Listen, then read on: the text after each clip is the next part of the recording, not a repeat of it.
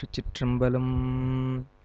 தென்னாடுடைய சிவனே போற்றி, எந்நாட்டவர்க்கும் இறைவா போற்றி. ஏகம்பத்துரையந்தாய் போற்றி, பாகம் பின்னுருவானாய் போற்றி. அண்ணாமலையும் அண்ணா போற்றி, கண்ணாரமுதக்கடலே போற்றி. காவாய் கனகத்திரளே போற்றி, கைலை மலையானே போற்றி போற்றி.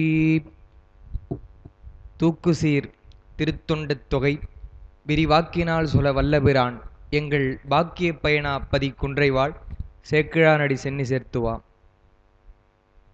எல்லாம் வல்ல கட்சி ஏகம்ப பெருமானுடைய திருவடிகளை மனமொழிமைகளால் வணங்கிக் கொள்கின்றேன்.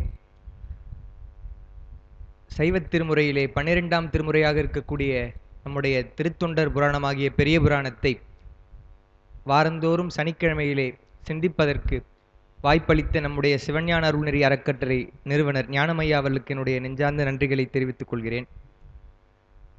பெருமக்களே, சென்ற வாரம் நாம் பெரிய புராணத்திலே திருமலையினுடைய சிறப்புக்களை எல்லாம் பார்த்து வந்தோம். அதிலே திருமலை பொன்னின் மீது வெந்நீர் புனைந்தது போல இருக்கிறது என்றெல்லாம் அதனுடைய தோற்றத்தை தொடங்கி அங்கே யார் யாரெல்லாம் எப்படி இருக்கிறாங்க, யார் யார் வழிபாடு செய்கிறார்கள் என்பதையெல்லாம் திருமலை சிறப்பினுடைய பகுதியிலே சேக்கிழார் பெருமான் சொன்னார். அதையெல்லாம் நம்ம சென்ற வகுப்பில் சிந்தித்தோம். அதை மிகவும் நயமாக பிரம்மனும் திருமாலும் வழிபடும் அந்த விதத்தை சேக்கிழார் பெருமான் சொன்னார்.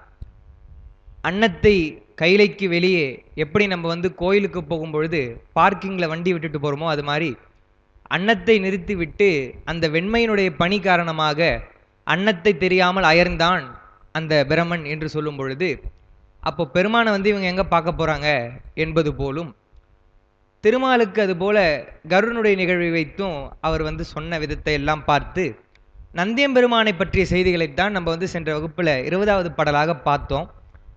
வேத நான்முகன் மால் புரந்தரன் முதலாம் விண்ணவர் எண்ணிலார் மற்றும் காதலால் மிடைந்த முதற்பெரும் தடையாம் கதிர்மணி கோபுரத்து உள்ளான்.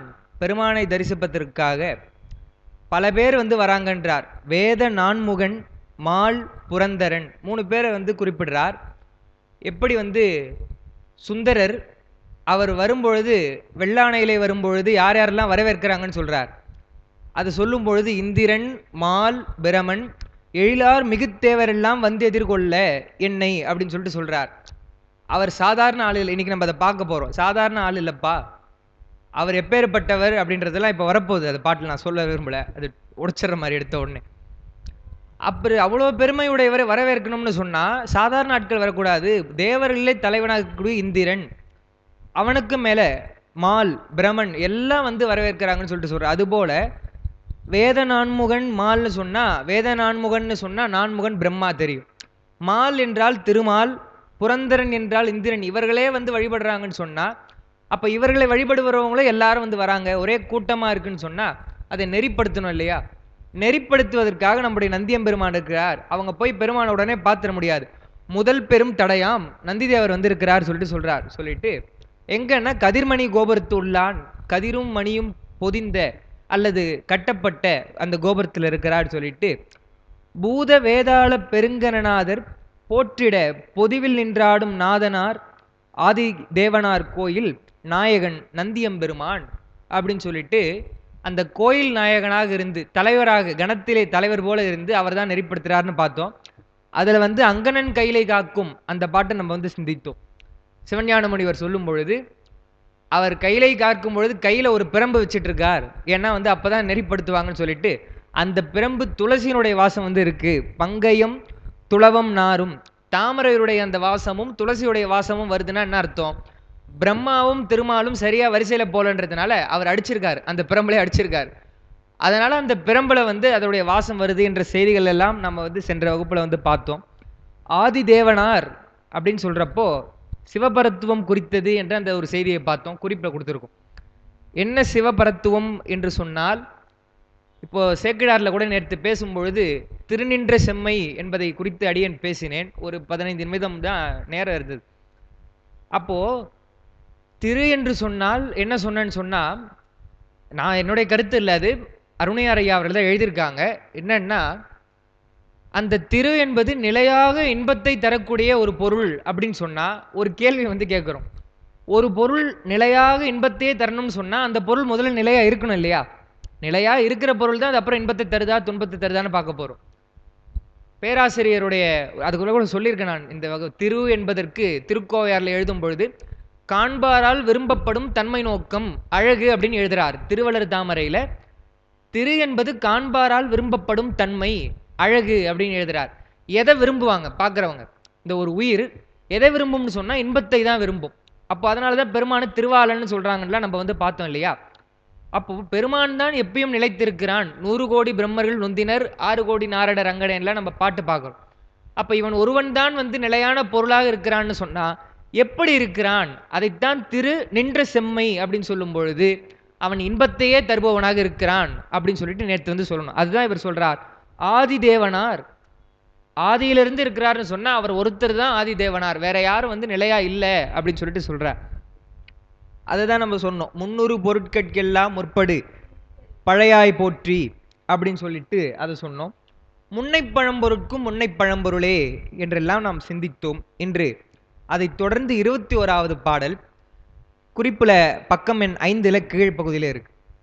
நெற்றியில் கண்ணர் நாற்பெருந்தோழர் நீரணி மேனியர் அநேகர் பெற்ற மேல் கொண்ட தம்புரான் அடியார் பின்யகன் தன்னருள் பெறுவார் மற்றவர்க்கெல்லாம் தலைமையாம் பணியும் மலர்க்கையில் சுரிகையும் பிரம்பும் கற்றைவார் சடையான் அருளினால் பெற்றான் காப்பத கையிலை மால் வரைதான். இதுலயே நந்தியம்பெருமான் தான் சொல்றார். நமக்கு வந்து தெரியுது.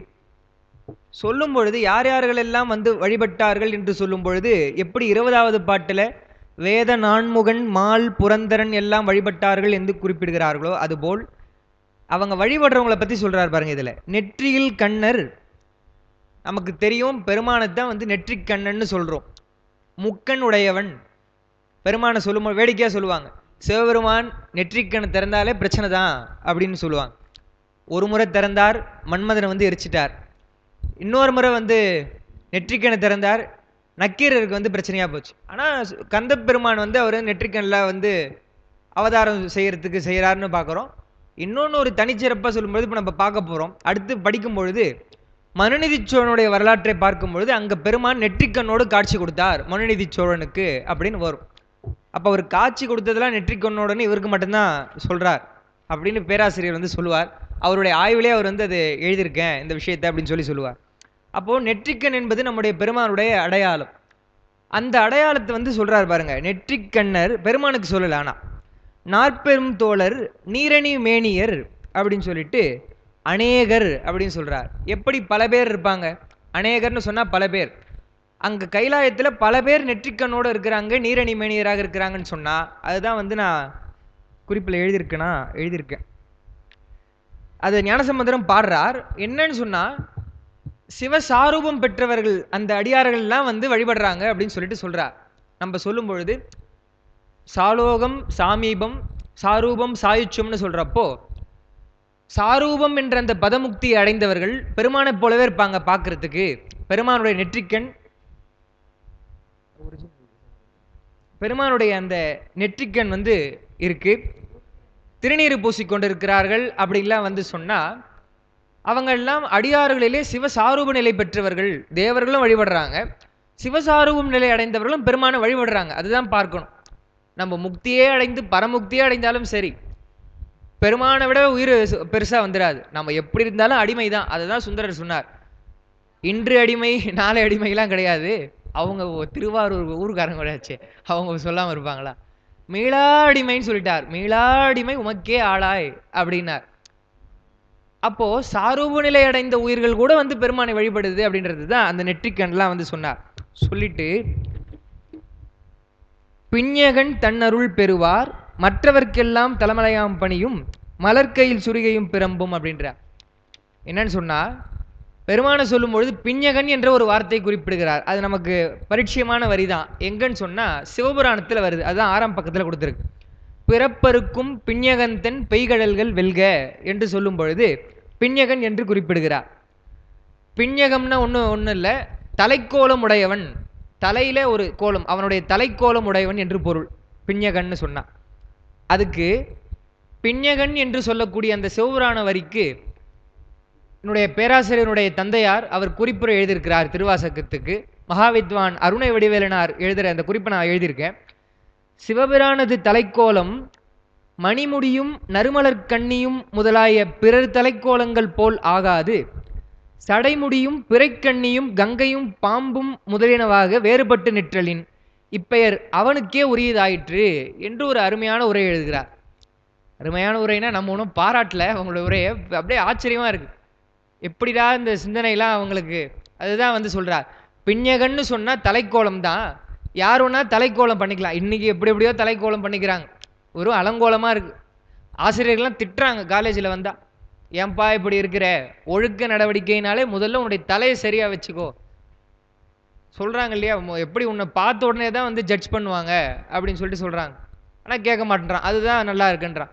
அப்போ அதுவும் தலைக்கோலமா, அப்படி அதுதான் பிஞ்ஞகன்னு சொல்லலாமான்னா, எல்லா தேவர்களுடைய தலையிலையும் என்ன இருக்குன்னா மணிமுடி இருக்கும், நவரத்தினங்கள்லாம் இருக்கும், பூ வைத்து கொண்டிருப்பார்கள். ஆனா சிவபெருமானுடைய தலைக்கோலம் இருக்கே, அவர் அதுவா வச்சிருக்கார், மணிமுடியா வச்சிருக்கார், பாம்பு ஒன்று வச்சிருக்கார், கங்கை வைத்து கொண்டிருக்கிறார், பிறைச்சந்திரனை சூடி இருக்கிறார். அப்போ பிஞ்ஞகன்னு சொன்னா சிவபெருமானைத்தான் குறிக்கும். அப்போ அது ஒரு சிறப்பு பெயரா சிவபெருமானுக்கு ஆயிடுச்சு. அதனாலதான் பிஞ்ஞகன் அப்படின்னு சொல்லிட்டு அந்த பாட்டில் வந்து குறிப்பிடுகிறார். சொல்லிட்டு இப்பாடலில் சாரூப நிலையை குறிக்கிறார். அது வந்து நான் சொல்லிட்டேன். அந்த சாரூப நிலை தாய்மானவர் சொல்லும் பொழுது எப்படி சொல்றாருன்னா, விரும்பு சரியை முதல் மெய்ஞான நான்கும் அரும்பு மலர் காய் கனி போல் அன்றோ பராபரமே. அது ஒரு நிலைன்றார். எப்படி சரியை கிரியை யோகம்னு சொல்றோமோ அந்த யோகத்துல தான் வந்து சாரூப நிலை அப்படின்னு சொல்லுவாங்க. சரியை என்பதற்கு சாலோக நிலை, கிரியை என்பதற்கு சாமீப நிலை, யோகத்திற்கு சாரூப நிலை என்று சொல்லுவாங்க. அந்த சாரூபத்தை தான் பெருமானுடைய அந்த திருக்கோலத்தை வந்து பெறுவது. அவர் சொல்லும் பொழுது இது ஒரு ஸ்டேஜ் மாதிரி, ஒரு பூ பூக்கும்னு சொன்னா எப்படி அரும்பு மலர் காய் கனின்னு வருமோ அதுபோல இதெல்லாம் வந்து சரியை கிரியை யோகம்லாம் ஒரு ஸ்டேஜ் அப்படின்னு சொல்லிட்டு அவர் சொல்றார். சொல்லிட்டு எப்படி கைலாயத்திலே வந்து இந்த மாதிரி சாரூப நிலை பெற்ற அடியார்கள் வணங்கினாங்களோ அதே போல நம்முடைய இந்த தமிழ்நாட்டிலும் வணங்கி இருக்கிறாங்க அப்படின்ட்டு ஞானசம்பந்தர் பதிவு பண்றார். எங்கன்னு சொன்னா தில்லையில பதிவு செய்கிறார்.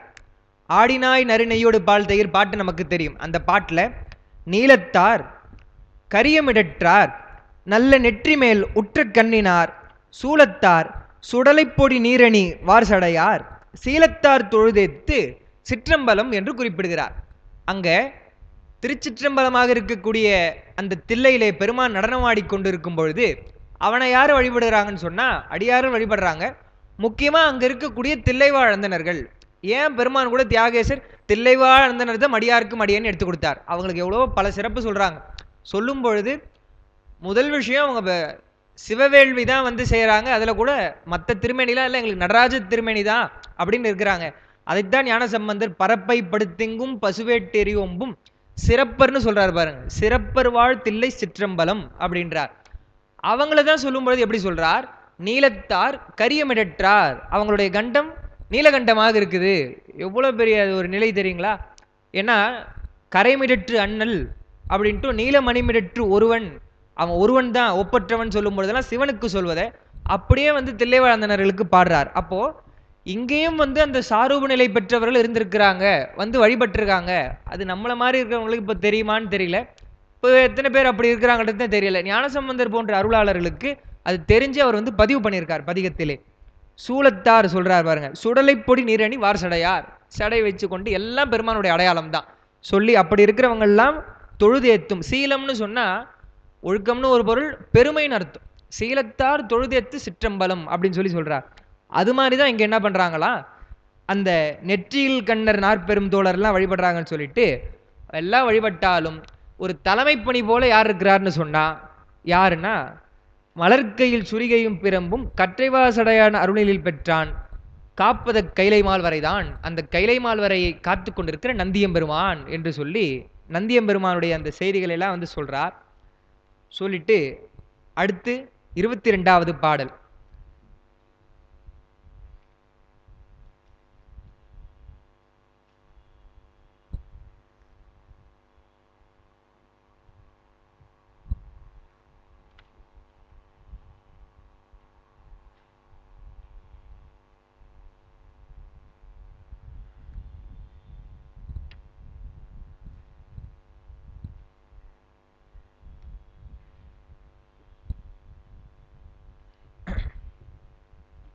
அந்த 22வது பாட்டுக்கு முன்னாடி திருமந்திரம் சும்மா ஒன்று எழுதியிருக்கு. சைலலோகத்தினை சார்ந்த பொழுதே சைலமதாகும் சராசரம் போல பயிலும் குருவின் பதிபுக்க போதே கைலைக்கு இறைவன் கதிர்வடிவாமே அப்படின்னு சொல்லிட்டு அந்த சாரூபம்ன்றதுனால அதை எழுதினேன். ரொம்ப விளக்க வேண்டியதில்லை அந்த பாட்டை. எப்படின்னு சொன்னா, அந்த சாரூப நிலை எப்படி அப்படின்னு கேட்குறப்போ ஒரு ஓமை சொல்றார் திருமந்திரத்தில். சாரூபம் என்ற அந்த பகுதியில் எப்படின்னு சொன்னா, ஒரு பொன்மலையை சார்ந்த மலை முழுக்க பொன்மலையா இருக்கு. அப்ப அதை சார்ந்த சாதாரண ஒரு மலை கூட எப்படி தெரியும்? சைல லோகத்தினை சார்ந்த பொழுதே சைலமதாகும் சராசரம் பொன்மலை போலவே அது தோற்றமளிக்கும்.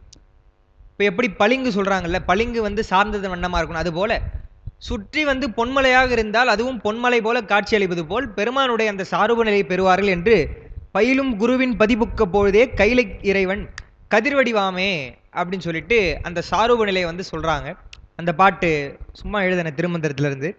22வது பாட்டு, கையின் மான்மழுவர் கங்கை சூழ் சடையில் கதிரிளம் பிறை நறுங்கண்ணி ஐயர் வீற்றிருக்கும் தன்மையினாலும் அளப்பரும் பெருமையினாலும் மெய்யொளி தழைக்கும் தூய்மையினாலும் வென்றி வெண்குடை அனபாயன் செய்யகோல் அபயன் திருமணத்து ஓங்கும் திருக்கைலாய நீள் சிலம்பு என்று 22வது பாட்டிலே முக்கியமான குறிப்பாக அனபாய சோழனை பற்றி சேக்கிழார் பெருமான் குறிப்பிடுகிறார். அதனுடைய விளக்கம் வந்து இன்னைக்கு கொடுத்துருப்பாங்க. குறிப்பு 27/7/2024 இருக்கக்கூடிய அதில் முதல் பக்கத்தில் வந்து இருக்கு. கையின் மான் மழு என்று அதை ஒரு தனி ஒரு அடையாளமாக சொல்கிறார். பெருமக்களே, சிவபெருமானுடைய அடையாளங்களை சொல்லும் பொழுதே நம்ம சொன்னோம், அந்த பிறையை சொல்லும் பொழுதே சொன்னோம், அவனுடைய பேரருளை வந்து சொல்றதுக்காக தான் சொன்னாங்க. சுந்தரர் கூட பித்தா பிறை சூடி, பித்தான்னா பேருளுடையவனே அப்படின்னு சொல்றப்போ அடுத்து பிறை சூடின்னு சொல்றார். எப்படி அந்த திருவடியில வந்த உடனே வந்து அதை எடுத்து வச்சுட்டு அதனுடைய சந்திரனுடைய கலை குறையாமல், அது ஒரு கலை இருக்கிறப்போ வந்ததுன்றாங்க, அப்புறம் வளர்ந்து வளர்பிறையாக போதே தவிர பெருமானுடைய தலையில வைத்த உடனே அது வளர்கிறது. அதுதான் வந்து பிறைசூடின்னு சொல்றாரு, அவனுடைய அந்த அருள் தன்மை சொல்வதற்கு. அதுபோலத்தான் ஒவ்வொரு அடையாளமும் அவனுடைய எல்லாமே வந்து ஒரு ஒரு அர்த்தமுடையது தான். பெருமான் திருநீர் பூசிருக்காருன்னா அதுக்கு ஒரு அடையாளம். ஞானசம்பந்தர் அந்த அடையாளத்திலாமே ஒரு பதிகத்தில் வந்து பாடுறார். அவனுடைய திருவேடங்களை பற்றி பாடும் பொழுது, மருந்து வேண்டில் இவை மந்திரங்கள் இவை புரிந்து கேட்கப்படும் புண்ணியங்கள் இவை அப்படின்னு சொல்லிட்டு அருந்தவத்தோர்தலும் அடிகள் வேடங்களே, அடிகள் வேடங்களேன்னு அந்த பாட்டில் முழுக்க வந்து வரும். அப்போ பெருமானுடைய திருவேடம் ரொம்ப முக்கியம் அப்படின்னு சொல்லுவாங்க. அதில் கையின் மான் மழு அப்படின்னு சொன்னது, தாருகாவனத்தில் இருக்கக்கூடிய அந்த முனிவர்கள் எல்லாம் ஒரு துர்யாகம் செய்கிறாங்க. செய்து பெருமானை வந்து அழிக்கணும் அப்படின்னு சொல்லிட்டு செய்கிறப்போ அந்த யாகத்திலிருந்து வந்த பொருள் தான் வந்து இந்த மான் அப்படின்னு சொல்லிட்டு சொல்கிறாங்க. அந்த மான் என்ன பண்ணார்?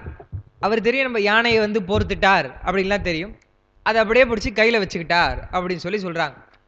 உரையாசிரியர்கள் சொல்லும் பொழுது அந்த மான்மழுவாக பெருமை பார்த்தா தெரியும், மான்மழு கையில் அப்படி வச்சுட்டு இருப்பார். அது இல்லாத திருக்கோலமாக ரொம்ப தொன்மையாக அதெல்லாம் நடக்கிறதுக்கு முன்னாடி அப்படின்றது போல இருப்பது தான் நம்முடைய சீர்காழி தோணிபுரம் அப்படின்னு சொல்லிட்டு. அங்கே போனீங்கன்னா வந்து அது இருக்காது. தோணிபுரம் ரொம்ப பெரிய திருமேனியாக பெருமானுக்கு இருக்கும். ஆனால் இதெல்லாம் வந்து இல்லாமல் அவர் தோணி அப்பர் இல்லையா, அந்த காலத்துல இருந்து இருக்குது. ஊழி காலத்திலே கூட தோணியாக இருந்து மிதந்தது அப்படின்னு சொல்றதுனால தான் 12 பெயர்களிலே தோணிபுரம் என்பது மிக முக்கியமான பெயர். அதில் வந்து இந்த மான்மொழி என்ற குறிப்பு இல்லை அப்படின்னு உரையாசிரியர் வந்து எழுதுறாங்க. அது நம்ம இப்போ போய் பார்த்தா கூட வந்து தெரியும். அப்போ அந்த கையில் மான்மொழி என்பது தாருகாவனத்து முனிவர்கள் செய்த யாகத்தினாலே தோன்றி வந்தன அப்படின்னு சொல்லி நம்ம சொல்லியிருக்கோம். அடுத்து கங்கை சூழ் சடையில் கதிரிளம்பிறை நறுங்கண்ணி, இதெல்லாம் நமக்கு வந்து தெரியுது. சடையில வந்து கங்கை வைத்து கொண்டிருக்கிறார், கதிரிளம் பிறை இளம்பிறையாக வைத்திருக்கிறார். இளம்பிறைன்னு சொன்னாதான் அது வந்து அந்த அழியிற நிலையில இருக்கக்கூடிய அந்த பிறை தான் இளம்பிறைன்னு சொல்றாங்க. சொல்லிட்டு நறுங்கண்ணி, அந்த கண்ணிகளை எல்லாம் வைத்திருக்கிறார்னா மாலைகள், தலையிலே அந்த இது பண்ணக்கூடிய பூமாலைகளையும் வைத்திருக்கிறார். சொல்லிட்டு ஐயர் வீட்டிற்கும் தன்மையினாலும், ஐயர் அப்படின்னு சொல்றாரு பாருங்க. தமிழ்ல ஐ அப்படின்னு சொன்னாலே வந்து தலைவன் அப்படின்னு பொருள்.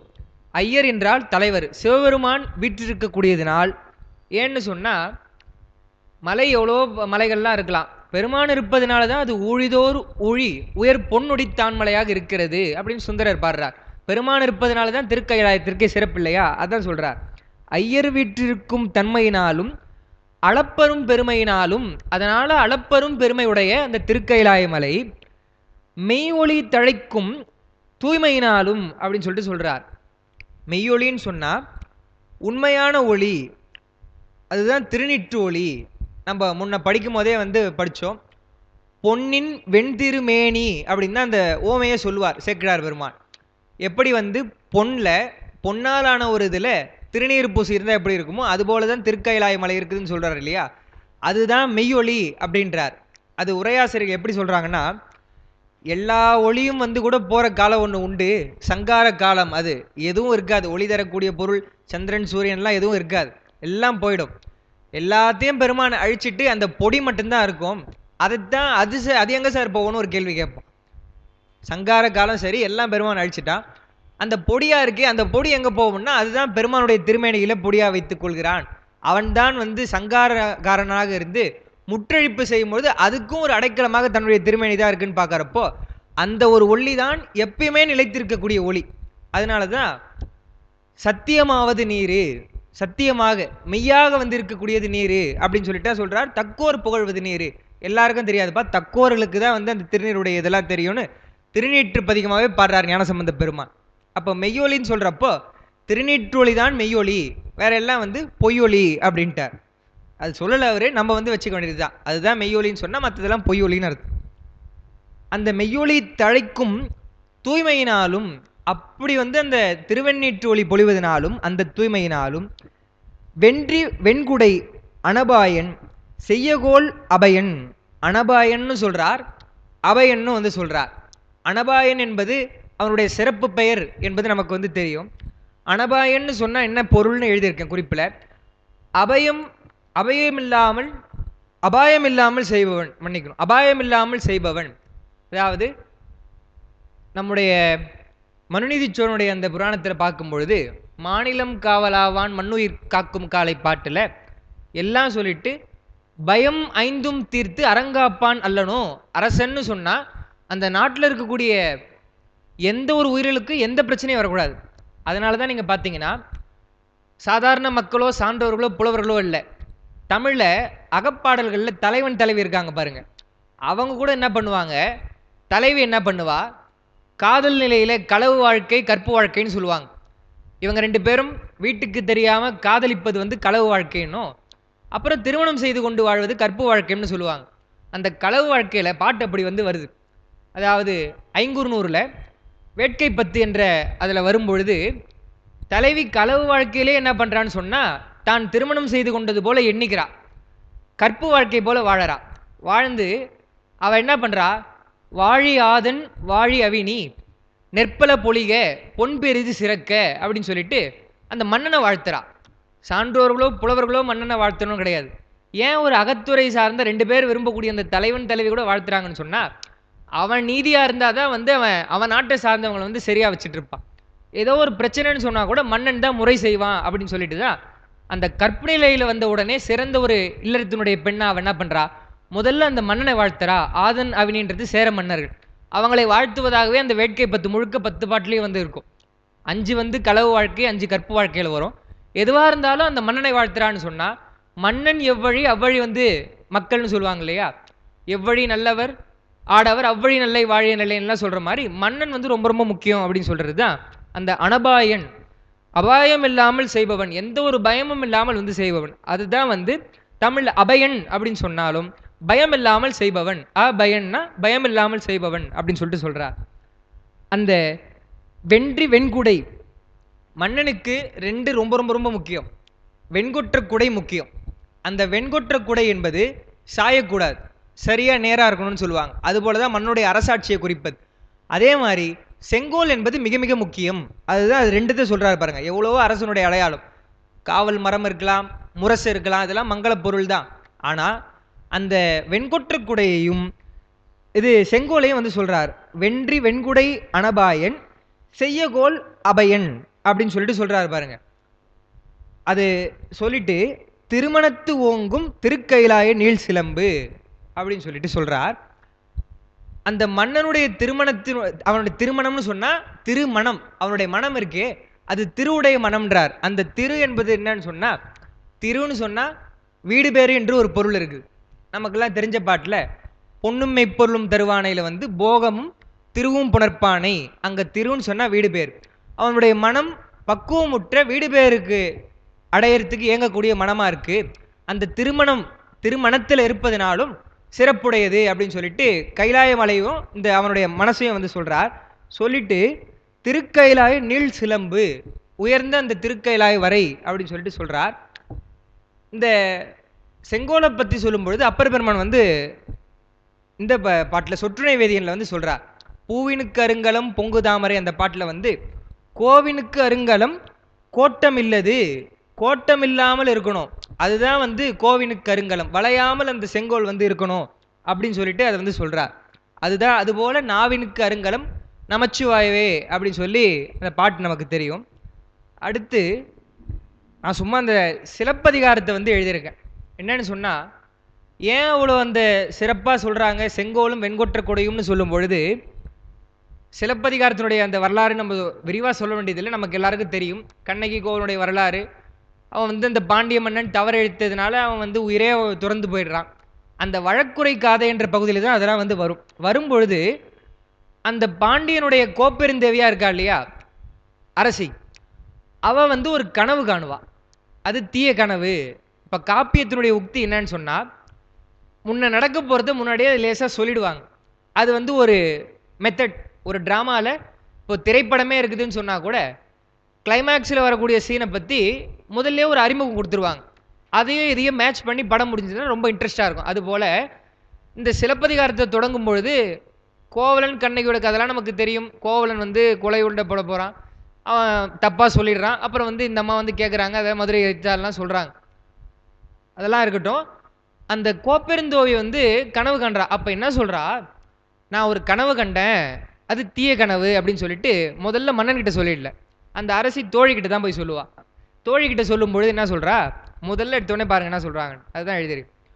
குடையோடு கோல் வீழ நின்று நடுங்கும் சடைமணியின் குரல் காண்பெண்கான் எல்லா. எல்லான்னு சொன்னால் தோழின்னு அர்த்தம். தோழியை கூப்பிட்றா.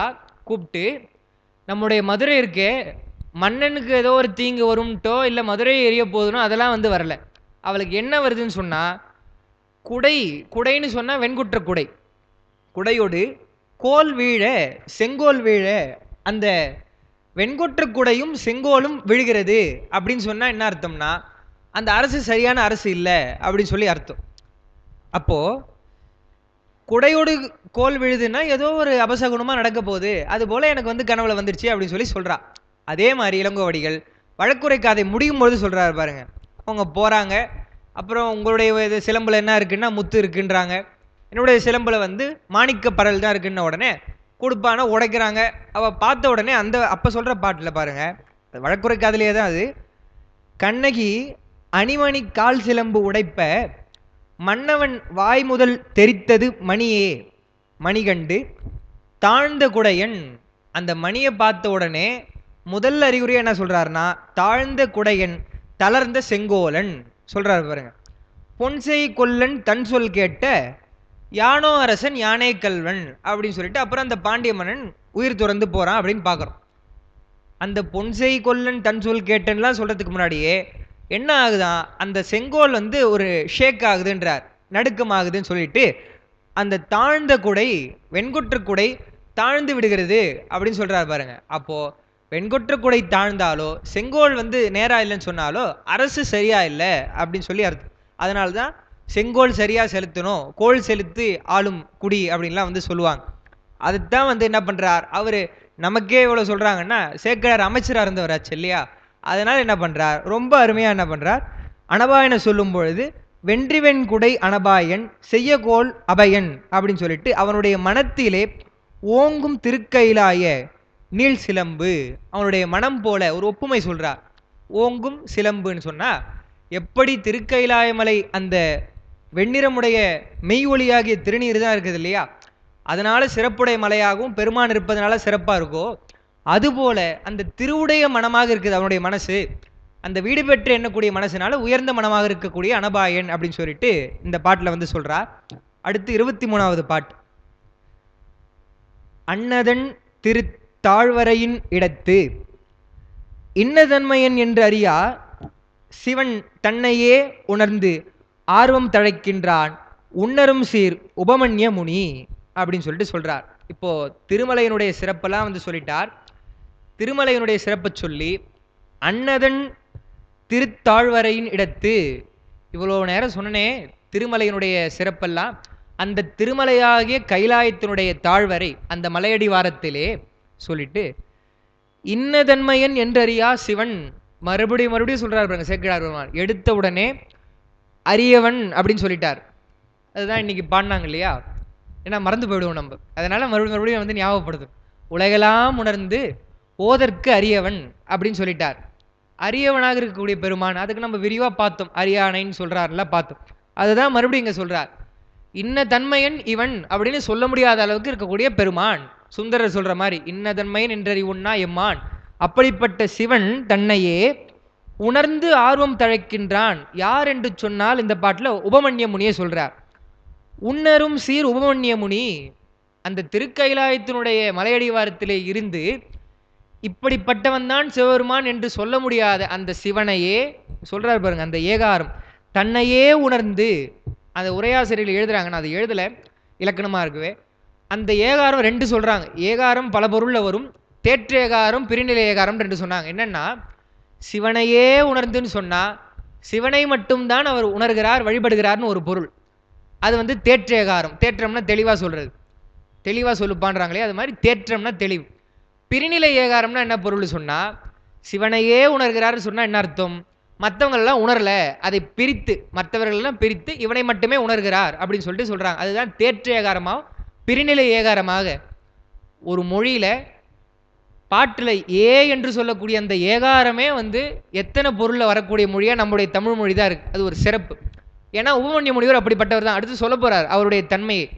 அவர் எப்பேற்பட்டவர்னு சொன்னா சம்புவினுடைய அந்த பாதத்தை தவிர வேற யாரையும் நினைக்காதவர் அப்படின்னு சொல்ல போறார். அதனாலதான் சிவன் தன்னையே உணர்ந்து ஆர்வம் தழைக்கின்றான்.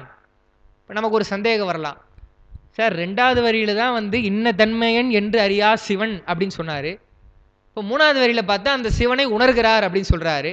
இப்போ சிவனை உணர முடியுமா முடியாதா அப்படின்னா இந்த பாட்டு சந்தேகம் நமக்கு முதல்ல வந்திருக்கணும். என்ன பண்ணாரு, உலகெல்லாம் உணர்ந்து ஓதற்கு அரியவன் சொன்னாரு, அதோட விட வேண்டியது தானே.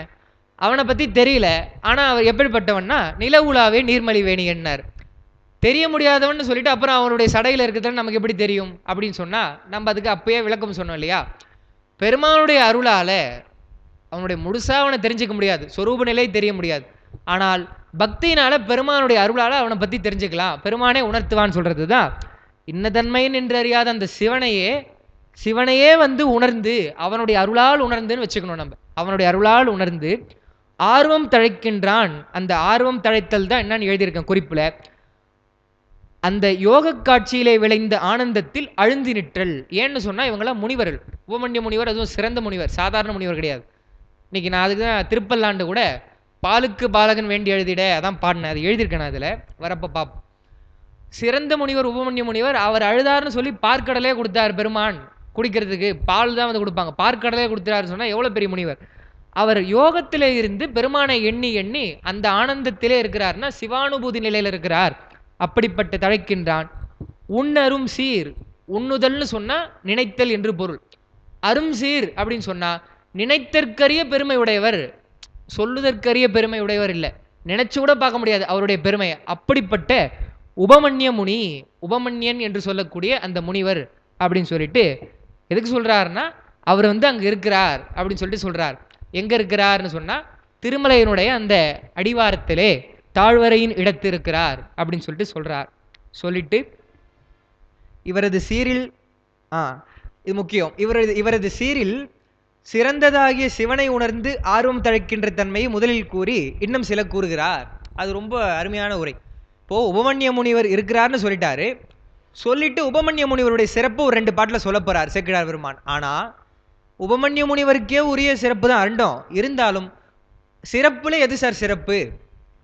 நான் முன்னாடியே சொல்லியிருக்கேன் இல்லையா, விருது வாங்குறாங்க, ஒருத்தருக்கு 15 விருதோ 20 விருதோ கொடுத்தா எது உயரிய விருதோ அதை தான் வந்து போடுவாங்க. சில பேர் மொத்தம் போட்டுப்பாங்கன்னு வச்சுக்கோங்க, எது உயரிய விருது அது ஒன்று தான் போடணும், அது போட்டால் போதும் இல்லையா. அதுவே வாங்கியிருக்காருன்னு சொன்னால் அப்போ மற்ற விருதெல்லாம் வாங்கியிருப்பாரு அப்படின்னு நம்ம தெரிஞ்சுக்கலாம்.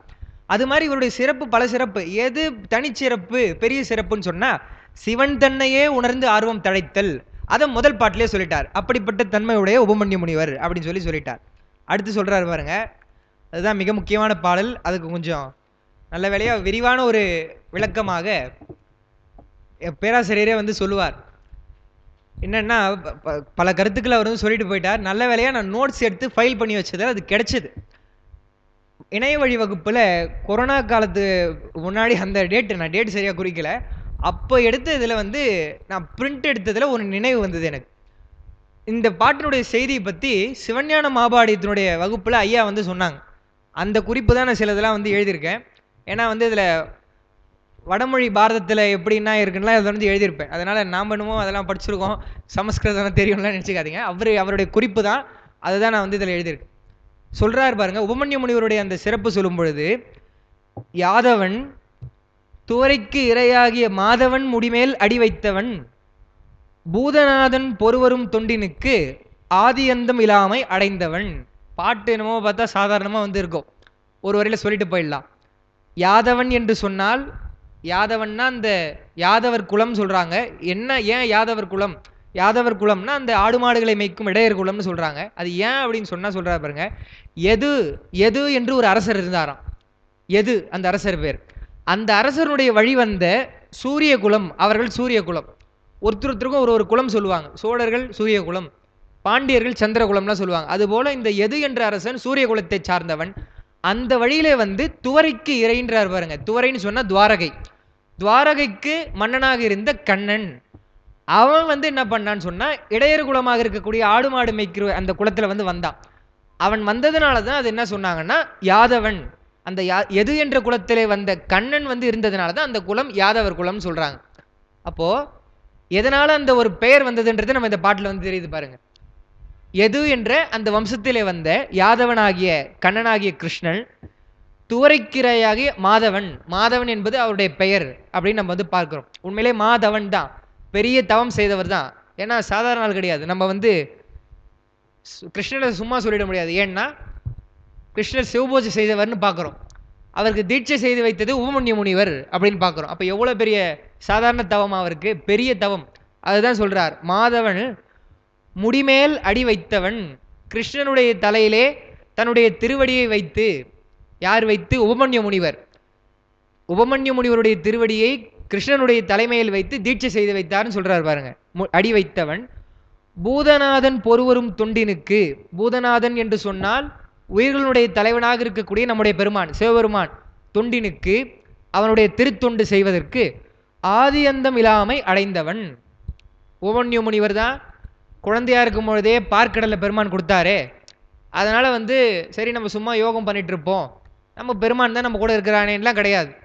அவன் தலைவன், நான் தொண்டன் என்று எப்போதுமே பெருமானிடத்தில் அன்போடு இருக்கக்கூடியவருக்கு தான் அது சொல்றார். அவர் ஏதோ திமிராவோ பெரிய ஒரு முனிவர்ல நான் தான் சிறந்தவன் என்று இல்லை. எப்போதுமே ஆதியந்தம் இல்லாமை பூதநாதனுக்கு தொண்டு செய்கின்ற உபமன்யு முனிவர் அப்படின்னு சொல்லிட்டு அவருடைய பெருமை சொல்றார். அது ஒண்ணுதான் ரொம்ப ரொம்ப முக்கியம். ஆளான்னு சொல்லியிருக்கலாம் இல்லையா? மீளா ஆளான்னு ஏன் சொல்லணும்? எப்பயுமே ஆள் தான், உன்னுடைய அடிமை தான் நானு அப்படின்னு சொல்லிட்டு திருநாவுக்கரசர் கூட சொல்லுவார். அந்த அடிமையை சொல்லும்போது எனக்கு அது டக்குன்னு நினைவு வரல அந்த பாட்டு.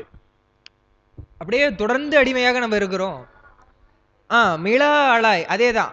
மீளா ஆளாய் கொய்மலர்ச்சியே அடியினையே குறிக்கணுமே, அப்படியே சொல்றாரு பாருங்க.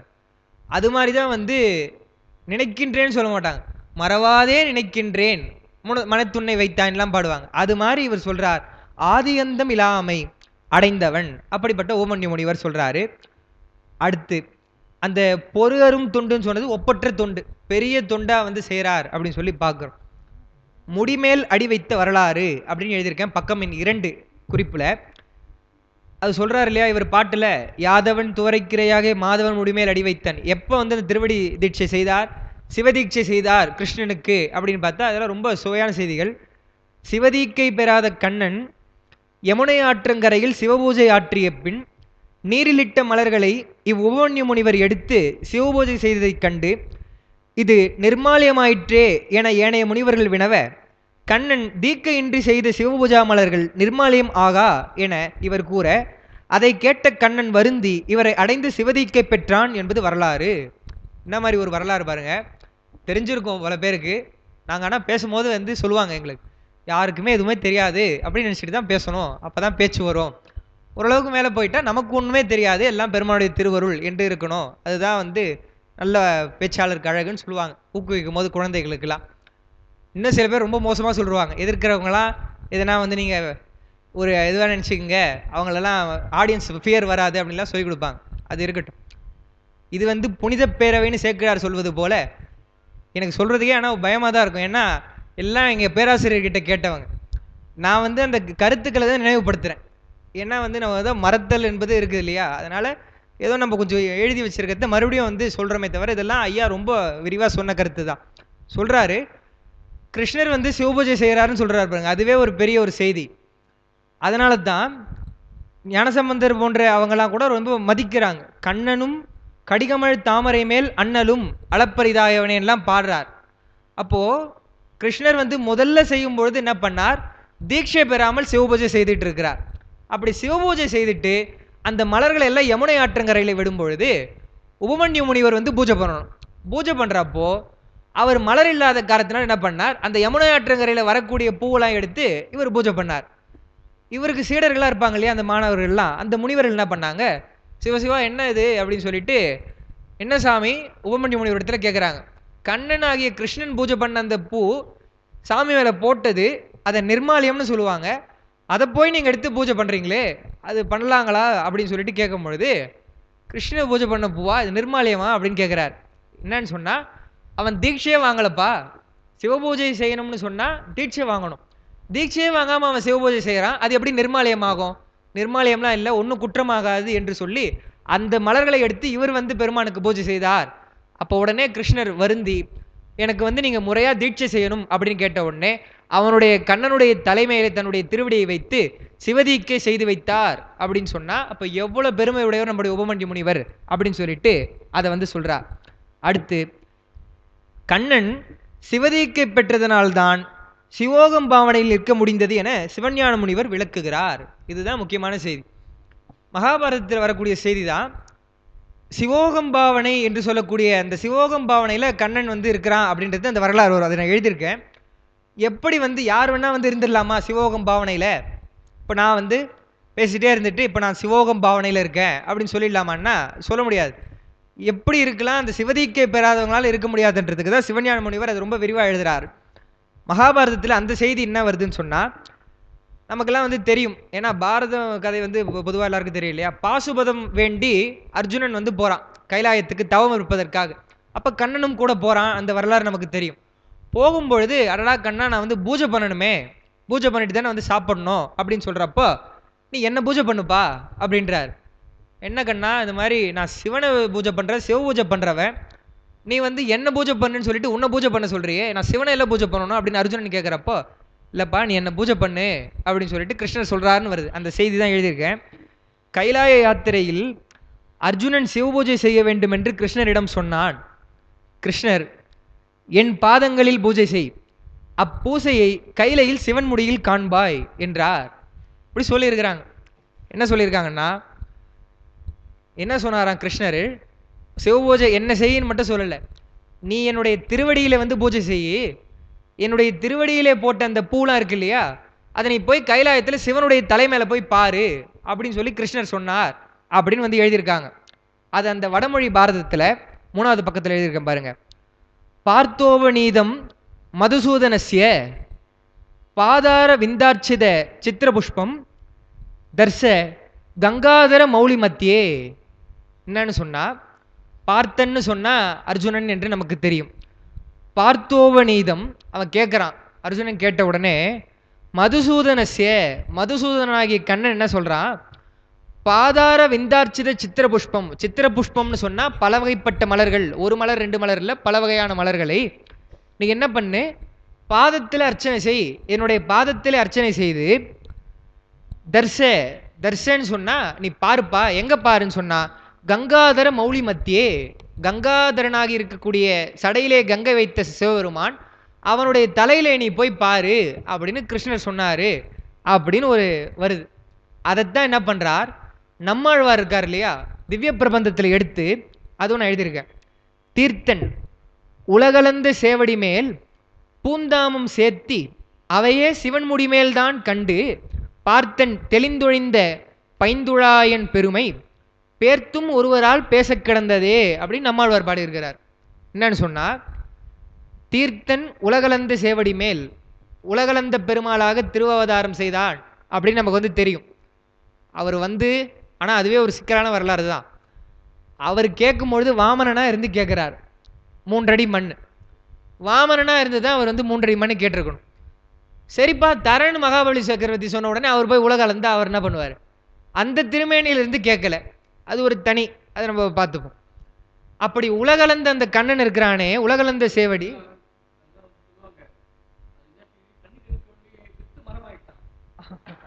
இதெல்லாம் இது அதாவது சமாதானமாக சொல்லலாமே தவிர சரியான பதிலாக வந்து அது இருக்கட்டும், நம்ம அதில் போக தேவையில்லை. இதுவே ஒரு பிரச்சனைக்குரிய சப்ஜெக்ட் தான் இப்போ நம்ம பார்க்குறது. இப்படி சொல்கிறாரா சொன்னாரான்னு கேட்டால் பாடியிருக்காரு பாருங்க நம்மாழ்வார். அது வந்து வடமொழி ராமாயணத்தில் இருக்குது.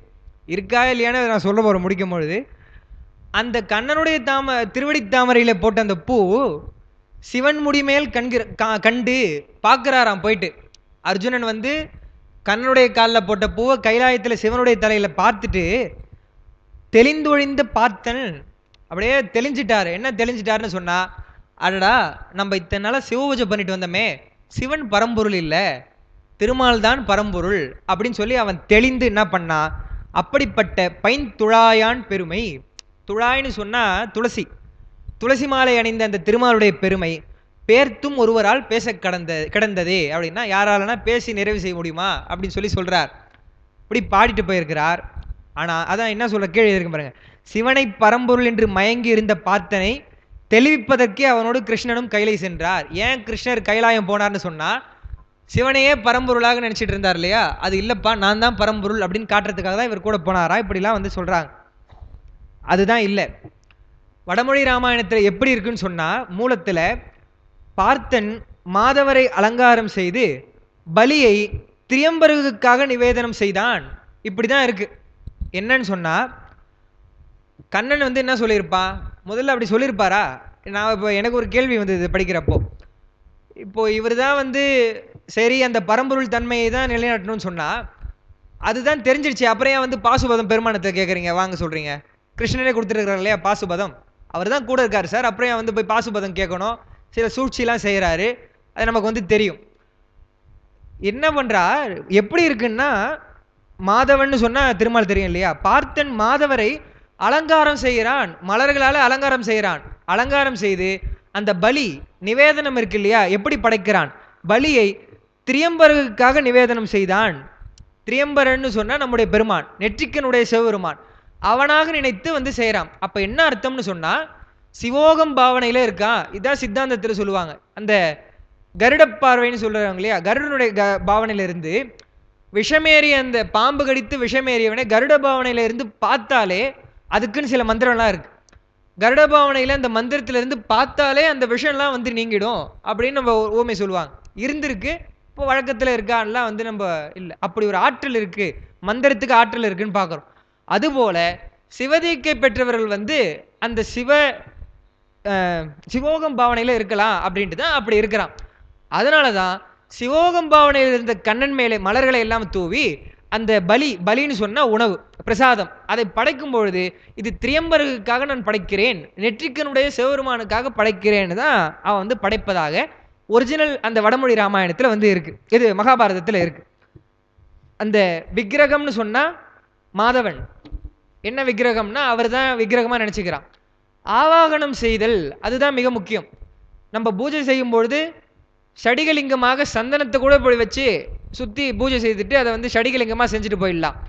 எதை நினச்சி ஆவாகனப்படுத்துகிறோன்றது தான் ரொம்ப ரொம்ப முக்கியமானது. பூஜையில் ஆவாகனம் முக்கியம் சொல்கிறோம். அப்போ அவன் யாரை நினைத்து ஆவாகனம் செய்கிறான்னா, ஆவாகனம் செய்வது திரியம்பகர் சிவபெருமானே ஆவாகனம் செய்கிறான்னு சொல்லிட்டு, அதுதான் என்ன மூல வாக்கியமாக இருக்குன்னா, வாசுதேவருக்கு நிவேதனம் செய்யப்பட்ட பலியை முக்கண்ணர் அருகில் கண்டான்.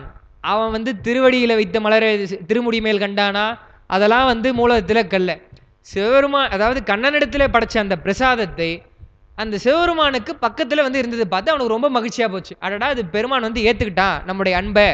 ஏன்னா அவன் போயிருக்கலாம், சரி ஒரு நாள் தானே பெருமானே உன்னை தானே தவம் பறத்துக்கு வந்தோம், நாம எவ்வளவோ வந்து இது பண்றோம் இல்லையா, பூஜை செய்யணும் தான். ஆனா விட்டுட்டு பெருமானே சிவராத்திரிக்கு தானே கண்ணு முழிச்சிட்டு இருந்தேன், அதனால தூங்கிடலாம், ஒன்றும் பிரச்சனை இல்லை அப்படின்னு அடுத்த நாள் பூஜை பண்ணாமல் படுத்துட்டு தூங்கிடுவோம். நமக்கு ஏதோ விதி விலக்கு. அவன் அப்படி இல்லாமல் என்ன பண்ணுறான், வருந்துறான் பூஜை பண்ணணும்னு. அப்போ அவனுக்கு திருப்தி ஏற்படும் வகையில் பெருமான் என்ன பண்ணுறார், கைலையில் போன உடனே அந்த பிரசாதம் வந்து அங்கே இருக்கு. அப்படி தான் வந்து அந்த மூலத்தில் வந்து இருக்குது சொல்லிட்டு அடுத்து வந்து சொல்கிறார் பாருங்க, கிருஷ்ணன் பாதத்தில் இட்ட பூ சிவன் முடியில் இருந்தது என்று மூலத்தில் இல்லை. இப்படி ஒரு வசனமே வந்து இல்லை. பிற்காலத்தில் தான் வந்து இந்த பார்த்தோபகீதம் மதுசூதனசிய பாதார விந்தார்ச்சதன்ற இந்த ஸ்லோகத்தை பிற்காலத்தில் வந்து சேர்த்திருக்கிறாங்க. மூல நூலாக இருக்கக்கூடிய அந்த வடமொழி மகாபாரதத்தில் முதல்ல இல்லை அப்படின்னு சொல்லிட்டு எழுதுறாங்க.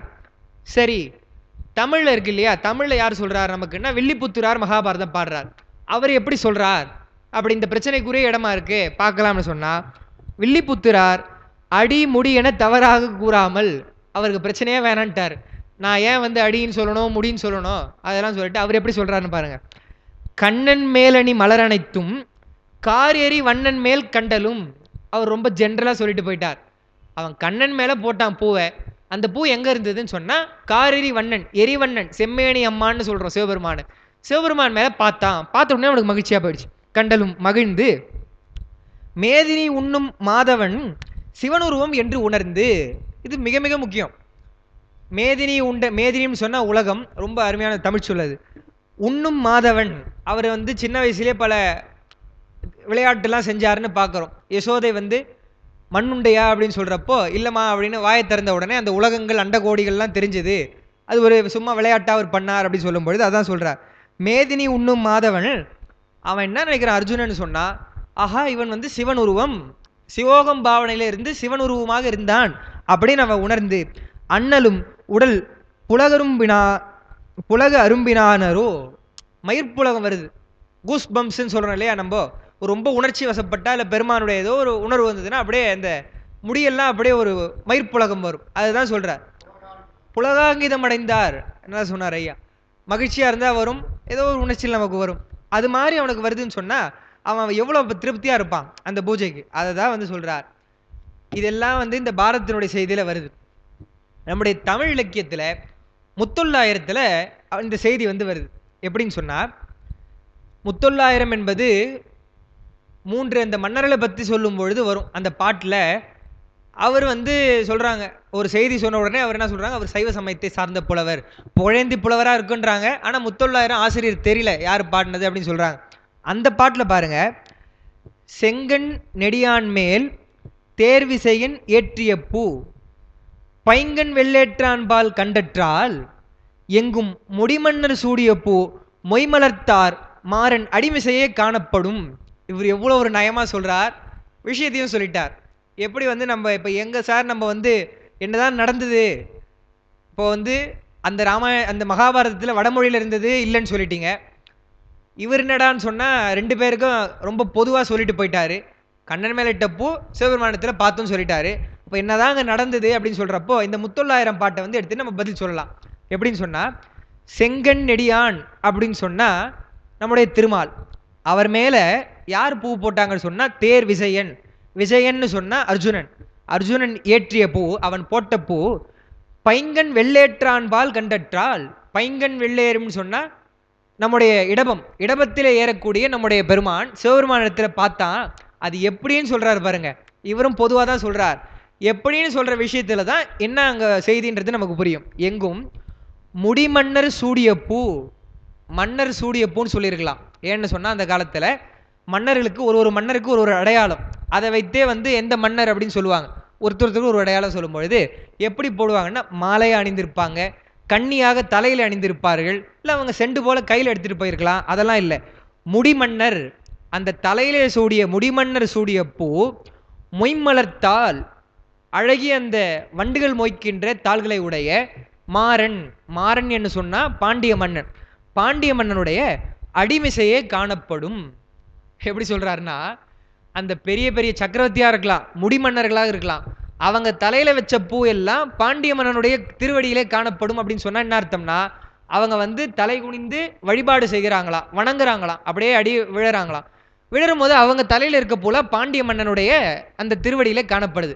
அதுபோலத்தான் செங்கன்னெடியான் மேல் தேர்வு செய்யன் ஏற்றிய பூ வெள்ளேற்றான் பால் கண்டற்றால் அப்படின்னா என்ன அர்த்தம்னா, இவன் அர்ஜுனன் பூஜை பண்ணும் பொழுது கண்ணனுடைய திரு முடியிலே வைத்தான். அவன் அர்ச்சனை பண்றப்போ எங்க பண்றான், தலைமையில கண்ணனுடைய தலைமையில இட்ட பூ கையிலே போன உடனே சிவபெருமானுடைய திருவடியிலே பார்த்தான். அப்படின்னா என்ன அர்த்தம், எப்படி அந்த முடிமன்னர்கள் எல்லாம் அந்த மாறனாகிய பாண்டியனிடத்துல வந்து வழிபடுகிறார்களோ அப்ப அவங்களுடைய தலையில இருக்க பூ விழுந்ததோ, அதுபோல் கண்ணன் வந்து தலையார கும்பிட்டு கூத்து மாடின்றோம் இல்லையா, அது நம்ம ஃபாலோ பண்றோமோ இல்லையோ, கிருஷ்ணர் ஃபாலோ பண்றாருன்றார் பாருங்க. அவர் போய் விழுந்து வணங்குறார். வணங்கணுன்னே அவருடைய தலையில வைத்த பூ பெருமானுடைய திருவடியில இருக்கு அப்படின்னு சொல்லி சொன்னா, இப்பதான் வந்து எங்க இருந்தது, எப்படி இருந்தது, அதை எப்படி மாத்திருக்காங்க அப்படின்றத நம்ம பார்க்கிறோம். அப்ப என்ன செய்தின்னா, நம்முடைய பாட்டுக்கு என்ன செய்தின்னு சொன்னா, சிவதீக்கை செய்து வைத்தவர் உபமன்ய முனிவர். அந்த ஆற்றலினாலே நல்ல சிவபூஜை செய்து அவர் எவ்வளவு விஷயம் வாங்கியிருக்காருன்னு தெரியும். நம்முடைய திருவிழிமலையும் சொல்லுவாங்க, திருமால்பூரும் சொல்லுவாங்க. சக்கரம் வாங்கினார், அப்புறம் அதை வச்சுக்கிறதுக்கு ஆற்றலை பெற்றார் அப்படிலாம் சொல்லும் பொழுது அவருடைய அன்பு எப்பேற்பட்ட அன்பு. பங்கயம் 1000 பூவினில் ஓர் பூ குறைய தங்க நிடந்து அரண் சேவடி மேல் சாத்தருமே. அப்படி ஒரு அன்புடையவன், சிவபூஜை செய்தவன் தான் அந்த திருமால். அதனால தான் என்ன பண்ண முடியுது, அவரால் சாதாரணமாக சிவோகம் பாவனையில் இருக்க முடியுது. இருந்துட்டு நான் தான் சிவோகம் பாவனையில் இருக்கேனே, நான் போய் சிவனை வழிபடுவேனா அப்படின்னு இல்லை. அப்படியே பெருமானை வணங்குறார். வணங்கும் பொழுது அவருடைய அந்த தலைமையில் இருந்த பூ பெருமானுடைய திருவடியில் இருந்ததுன்னு சொன்னால் எவ்வளோ அந்த செய்திகளை தான் வந்து சேக்கிழார் பெருமான் முக்கியமான குறிப்பாக சொல்லணும். உபமன்ய முனிவர்னு சொல்லும் பொழுது அந்த பாட்டில் வந்து நம்முடைய பாட்டில் சொல்கிறார், யாதவன் துவரைக்கு இரையாகிய மாதவன் முடிமேல் அடி வைத்தவன் பூதநாதன் பொறுவரும் தொண்டினுக்கு ஆதி அந்தம் இல்லாமை அடைந்தவன் அப்படின்னு சொல்லிட்டு உபமன்ய முனிவருடைய அந்த சிறப்பெல்லாம் வந்து சொல்றார் என்று அந்த பாட்டில் வந்து பார்க்கிறோம். 25வது பாட்டு. அத்தர் தந்த அருட்பார்க்கடல் உண்டு சித்தர் ஆர்ந்து தெவிட்டி வளர்ந்தவன் பத்தராய முனிவர் பல்லாயிரர் சித்த யோகிகள் சூழ இருந்துழி அப்படின்றார். உபமன்ய முனிவர் தான் சொல்றார். அந்த 2 பாடல்களில் வந்து அவருடைய அந்த சிறப்பை சொல்றார் அப்படின்னு சொன்னோம் இல்லையா. சொல்லும் பொழுது முதல் பாட்டில் இதெல்லாம் சொல்லிட்டார். அடுத்து 2வது பாட்டில் பார்க்கடல் உண்ட அந்த செய்தியை வந்து சொல்றார்.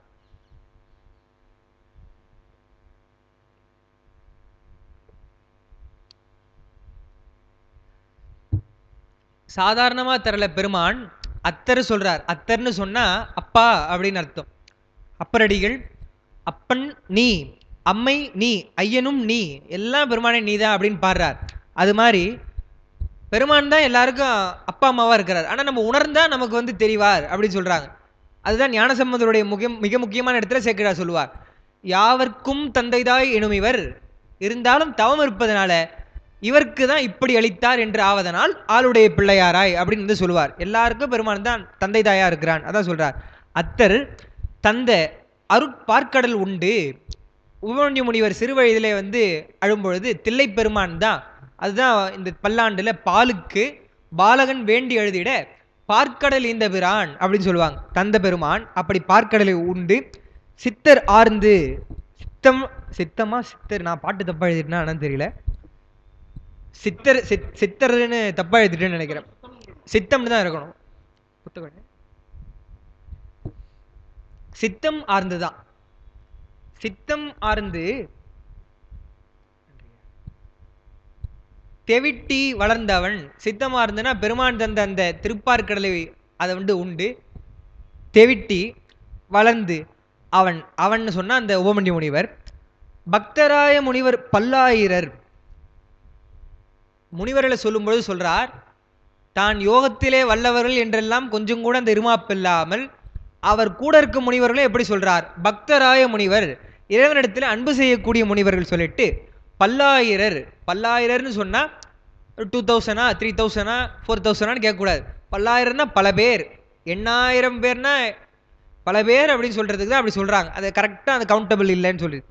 சுத்த யோகிகள் சூழ இருந்தொழி, பல பேர் சூழ அவர் இருக்கிறார். அத்தர்னா தந்தை என்பது சொன்னோம். சித்தம் ஆர்ந்துன்னா மனம் நிறைவுற்று, இதில் எழுதியிருக்கேன் சித்தம் என்று எழுதியிருக்கேன்.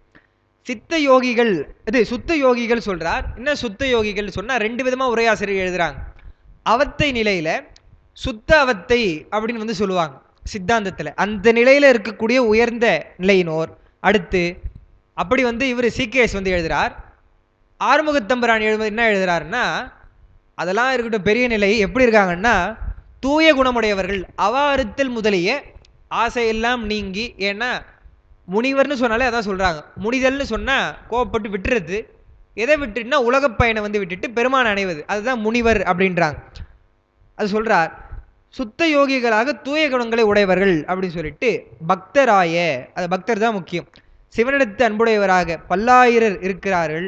அவர்கள் யாருன்னா சுத்த யோகிகள் சூழ இருந்துழி. அப்படி சூழ இருக்கிறார். யார் இருக்கிறார்னா உபமன்ய முனிவர் இருக்கிறார் அப்படின்னு சொல்லிட்டு சொல்றார். அடுத்து 26வது பாட்டு.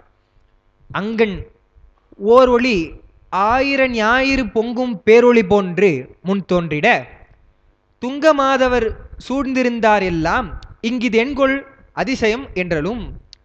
சூழ பல பேர் இருக்கிறாங்க அப்படின்னு சொல்லிட்டு பார்க்கிறார். கைலாயமே வந்து மலையே ரொம்ப ஒளிவுடைய மலை, பிரகாசமானது, பொன்னின் வெண்திரு நீர் பொழிந்தனலாம் நம்ம வந்து சொன்னோம். அங்க அது ரொம்ப சேர்க்கிறார், அருமையா சொல்றார். ஓர் ஒளி தான் வருதான், ஒரு ஒளி வருது, அது ஓர் ஒளி மாதிரி இல்லை அப்படின்றார்.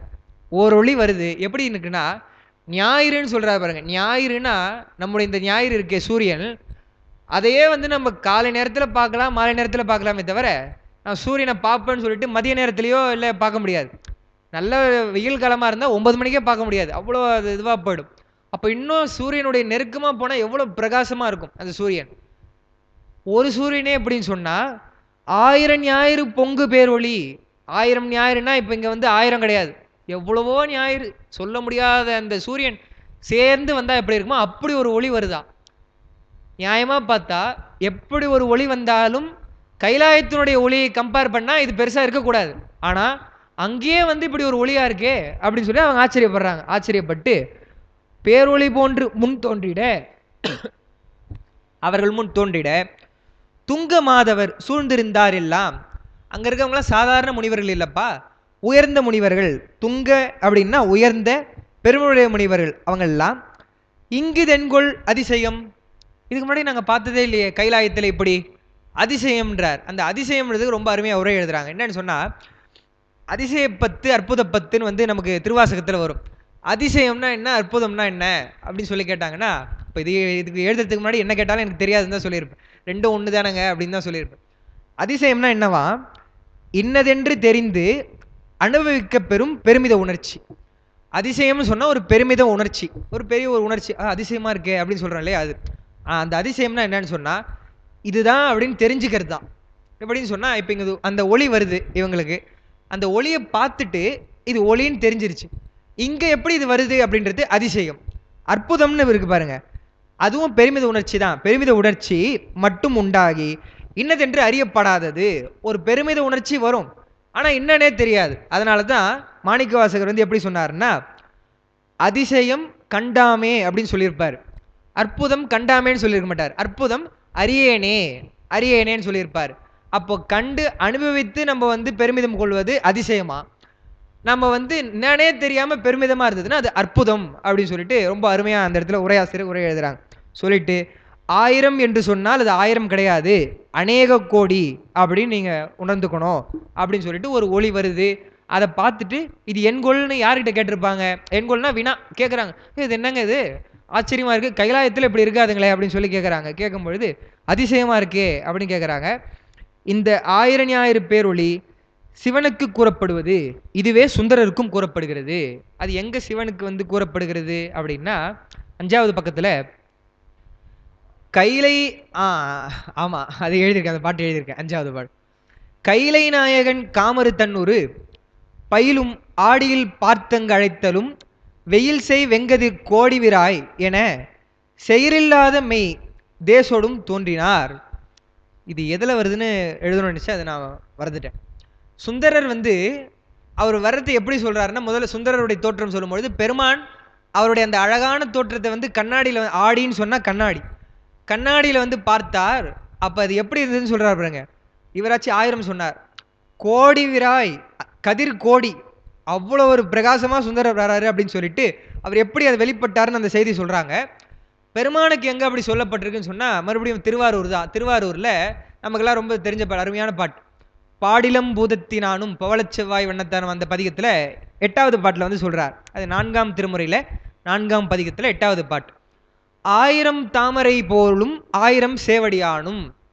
சாதாரண திருவடி இல்லப்பா, தியாகேஸ்வருடைய திருவடி. அதுவும் தியாகேஸ்வருடைய திருவடி 2 முறை தான் அது பார்க்க முடியும். வேற பாத தரிசனம் சொல்லிட்டு அது ஒரு திருவடி ஒரு நாள்ல பார்க்கணும், இன்னொரு திருவடி இன்னொரு நாள் பார்க்கணும்.